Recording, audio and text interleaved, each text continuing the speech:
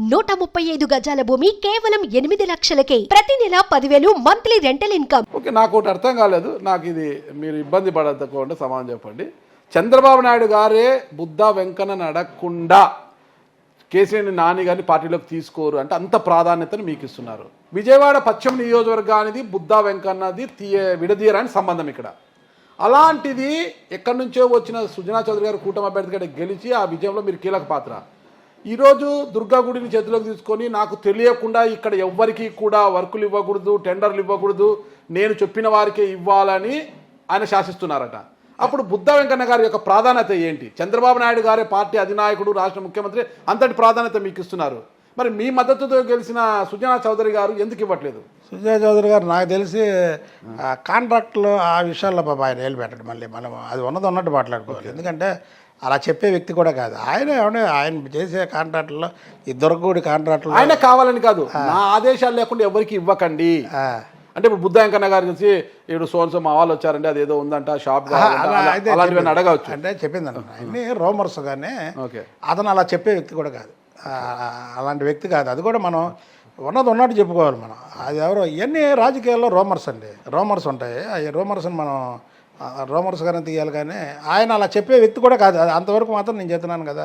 సుజనా చౌదరి గారు అలా ఉక్కుని జారీ చేసేటువంటి వ్యక్తి కూడా కాదు. వాళ్ళు ఇప్పుడు బుద్ధా వెంకన్న గారిలో పదవీకాంక్ష ఉందా లేదా? పదవి చేయాలని ఎవరికి ఉండదండి. మరి మీ ప్రభుత్వం ఏర్పాటైన ఉన్న 2 ఖాళీ ఎమ్మెల్సీలు ఖాళీ ఉంటే పార్టీ ఫిరాయించిన రామచంద్రరాయ గారికి ఒకటి, ఇక జనసేనకు ఒకటి ఇచ్చేశారు, హరిప్రసాద్ గారికి ఒకటి ఇచ్చేశారు. మరి పార్టీ కోసం కష్టపడ్డ బుద్ధా వెంకన్న గారికి ఇచ్చి ఉంటే బాగుండేది కదా అని అందరి గారి అభిప్రాయం. అది చాలామంది మనసుల్లో అభిప్రాయం అయితే ఉంది. అంటే నేను చెప్తాను ఉన్నట్టు మాట్లాడాలి. రామచంద్రయ్య గారు 2 సార్లు రాజ్యసభ ఇస్తే ఆయన వెళ్ళిపోయాడు. చంద్రబాబు గారు ఇచ్చారు 2 సార్లు రాజ్యసభ, వెళ్ళిపోయారు. సరే అదేంటంటే ఆయన రిజైన్ చేశాడు కదా, ఇచ్చారు అనేది ఒకటి ఉంది.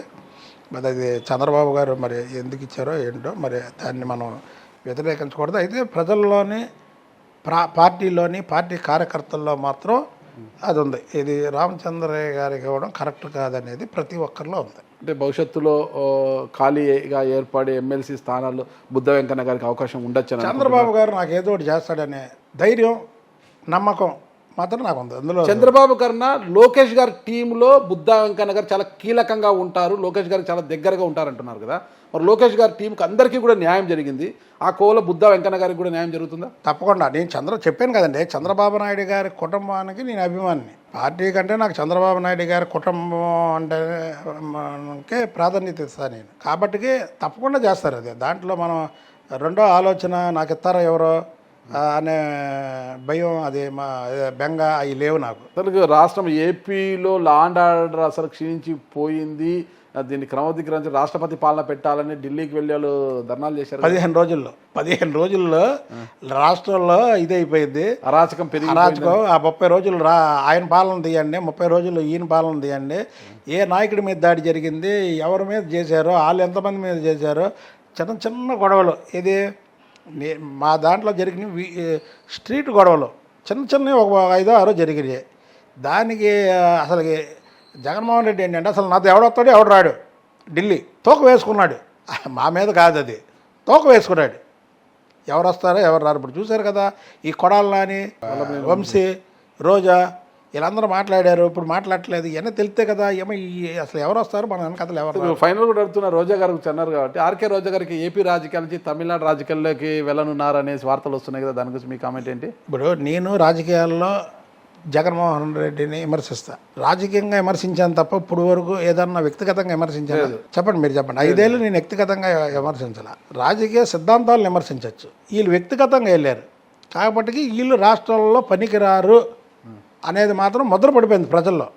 ఎవరైతే వ్యక్తిగతంగా మాట్లాడారో వీళ్ళు రాజకీయాలకి పనికిరారు అనేది కాబట్టి వాళ్ళు తప్పుకుంటే అదృష్టం, లేదా ఆ పార్టీలే తప్పిస్తే ఆ పార్టీలు బాగుంటాయి. లేదు మళ్ళీ వాళ్ళని కానీ బయటకు తీసుకొచ్చారనుకోండి, ఇప్పుడు నాశనం అయిపోయింది, అది పార్టీ దుంప నాశనం అయిపోయింది. అంతేనంటారా? అంతే. ఓకే, బుద్ధా వెంకన్న గారి భవిష్యత్తు లక్ష్యం ఏంటి అసలు? నా లక్ష్యం ఏముంటుందంటే, నాతో ఉన్నటువంటి అనుచరులు, నా మిత్రులు, నా పార్టీ కార్యకర్తలు ఈ 5 సంవత్సరాలు వైసీపీ పాలనలో మేము చేసింది ఫైట్ చేశారు. 5 ఏళ్ళు అధికారంలో ఉన్నారు, కానీ బుద్ధా వెంకన్న గారికి ఏదైనా పవర్ ఉంటే కదా మిమ్మల్ని నమ్ముకున్న చేయడానికి.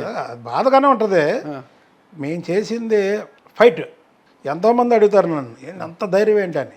ధైర్యం కాదు, అది కమిట్మెంట్ అంటాను. కమిట్మెంట్ ఉన్నప్పుడు ధైర్యం వస్తుంది. మీరు నా మనిషి అనుకున్నప్పుడు నేను అలాగే ఉంటాను, అలాగే చేస్తాను. చంద్రబాబు నాయుడు గారు అంటే నాకు దైవంతో సమానం.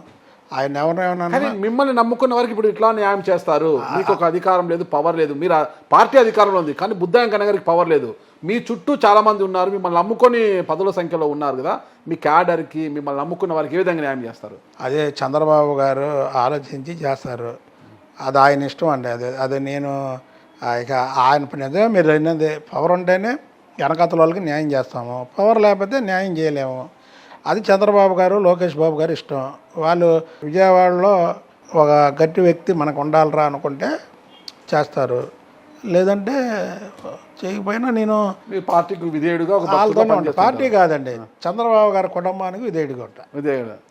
థ్యాంక్ యూ బుద్ధ వెంకన్న గారు. మీలాంటి నిస్వార్థంగా, ఎలాంటి స్వార్థం లేకుండా నిస్వార్థంగా ఉండే నాయకులు చంద్రబాబు కుటుంబానికి అండగా ఉన్నంత వరకు కూడా ఆ పార్టీ దినదినాభివృద్ధి చెందుతూనే ఉంటుంది. ఓకేనండి, థ్యాంక్ యూ వెంకన్న గారు. నమస్తే. థ్యాంక్ యూ అండి. సుమన్ టీవీలో మీ పర్సనల్ అండ్ బిజినెస్ ప్రమోషన్స్ కోసం కింది నెంబర్కి కాంటాక్ట్ చేయండి.